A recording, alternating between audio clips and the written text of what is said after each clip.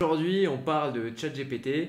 Tous les élèves sont maintenant au courant qu'une intelligence artificielle peut faire vos devoirs à votre place. Mais spoiler alert, ce ne sont pas forcément les élèves qui vont le plus en profiter. Avant d'aller plus loin, je suis le fondateur de Purple Wave, la plateforme nouvelle génération pour créer votre application. Chaque matin, je vous retrouve avec les dernières actualités, les dernières informations, les dernières innovations que vous devez savoir, qui sont potentiellement importantes pour votre business et votre futur. Je suis Quentin et chaque jour, je vous retrouve dans la matinale en direct de ma cuisine.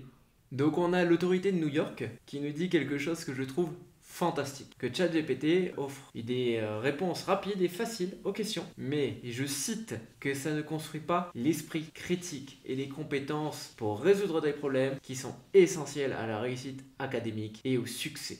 Mais jusqu'à maintenant, qu'est-ce qu'on avait? On avait Wikipédia, on avait Great Gatsby Analysis. Mais maintenant, on a un nouveau challenge, un nouvel ennemi, un nouveau Nemesis, ChatGPT. Alors bien entendu, comme tout journaliste, il nous explique ce qu'est ChatGPT, pardon. Mais puisque vous êtes sur cette vidéo, j'imagine que vous êtes déjà au courant que c'est une IA qui va dominer le monde, digne de Skynet dans Terminator.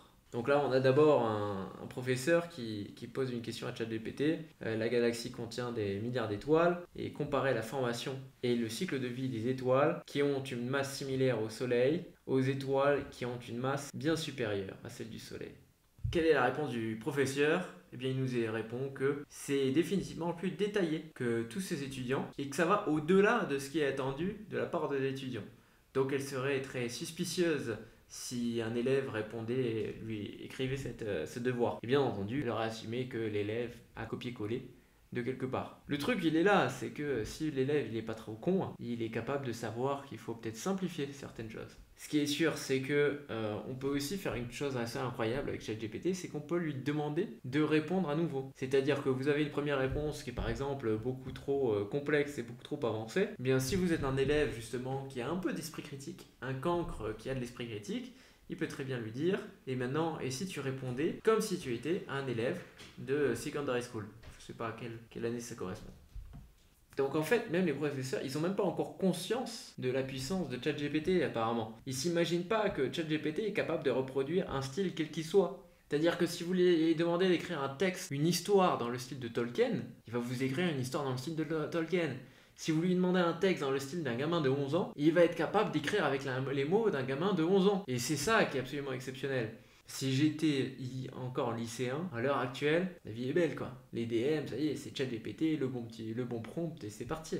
Et donc c'est là où finalement le journaliste il se trompe, c'est que lorsqu'il dit que comme si un élève copiait une page de Wikipédia maintenant, ça, les profs allaient tout de suite s'en rendre compte. En fait, le journaliste nous répond qu'avec ChatGPT c'est pareil. Mais non, c'est pas pareil.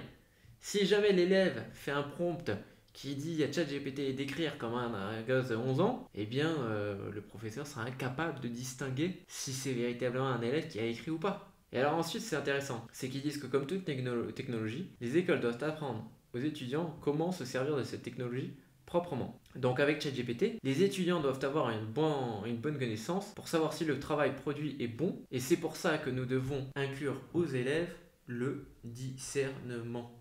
Et donc, Miss Manette est en train d'explorer comment est-ce que l'école pourrait étudier des systèmes d'anti-plagiat pour gérer avec ses essais autogénérés. Et le truc, il est là. C'est qu'à l'heure actuelle, on n'a pas encore de système de watermark pour du contenu qui est créé. Donc d'un point de vue informatique, d'un point de vue lorsqu'on crée une image ou une vidéo, c'est très facile d'intégrer un watermark, c'est-à-dire une toute petite image invisible à l'œil nu, ça va être quelques pixels, mais qui vont par n'importe quel autre logiciel être capables d'être identifiés comme étant du contenu généré. Le truc avec le texte, c'est qu'on n'a pas ce moyen-là. Les seules options d'anti-plagiat sur lesquelles les gens travaillent, c'est sur le style d'écriture, c'est la répétition des mots, etc. Mais ça, c'est quelque chose qui a un niveau d'erreur, une marge d'erreur absolument phénoménale. Donc leur système d'anti-plagiat, ils marcheront jamais. Et là, c'est là où on a quelque chose qui est très intéressant, c'est que la prof nous dit que ChatGPT, c'est incroyablement fort. Et qu'en tant que professeur, je peux voir des bénéfices à l'utiliser. Et c'est là où je vous ai dit que finalement, c'est peut-être pas les élèves qui vont l'utiliser le plus, mais bien les profs. Par exemple, je peux faire une requête pour demander de créer une série de leçons sur un point de grammaire en particulier. Et ça va créer la leçon pour moi. Je cite le professeur qui est anti-copie. Mais vous comprenez bien, il faut un professeur pour analyser la leçon créée et faire en sorte que la leçon est bonne Donc, on se rend compte qu'au final, ceux qui vont véritablement utiliser ChatGPT, c'est pas les élèves, c'est les professeurs qui vont écrire leur petite leçon à 7h avec le café du matin. Et si vous êtes professeur et vous créez vos leçons en écoutant cette matinale, eh bien vous êtes géniaux. Ce qui est intéressant par contre, c'est l'idée suivante, c'est qu'elle pourrait imaginer créer un essai avec ChatGPT et travailler dessus avec ses étudiants pour voir les mérites et les défauts de cet essai. Pourquoi pas? Dr Peter Van Der Putten, pas si je le dis bien, c'est qui nous dit que des fois, vous devez embrasser impérativement le changement, mais être très clair quand vous ne voulez pas que ce soit utilisé. Et surtout, il nous dit que là, c'est un bullshitter on steroids, donc une machine à conneries sous stéroïdes. Ce qui est pas faux quand on voit les résultats que des fois ChatGPT nous sort, mais c'est temporaire. Pour conclure cette vidéo, je me pose maintenant une question. Et si c'était pas le moment de dégraisser le mammouth à coup d'intelligence artificielle?